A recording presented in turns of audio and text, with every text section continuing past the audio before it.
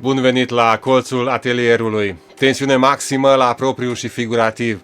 Ne aflăm spre finalul dezvoltării acestui proiect, în faza de prototip nivel 2, după cum ați văzut și în câteva scenarii.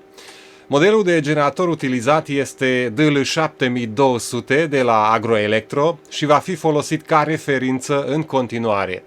Acum să vedem cum a evoluat aplicația.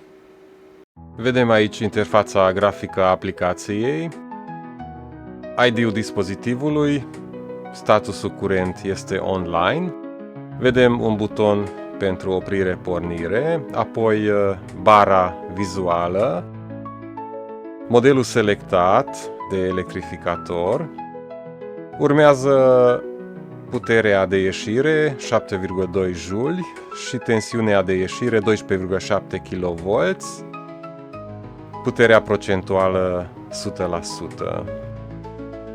Apoi urmează tensiunea bateriei, temperatura și vedem setarea de alarmă, unde putem modifica valorile și putem aplica sau anula. Anulăm acum.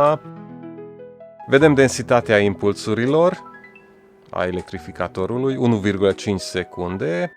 Mai jos avem setarea avansată, unde găsim mai multe modele de electrificator, cele de la Agroelectro sau cea de la Energy Duo sau cea de la Nexon, de exemplu. Și aici putem aplica sau anula selectarea. Oprim electrificatorul. Vă mulțumesc pentru atenție. Pentru idei, comentarii sau întrebări, vă rog să utilizați adresa de e-mail care urmează sau numărul de WhatsApp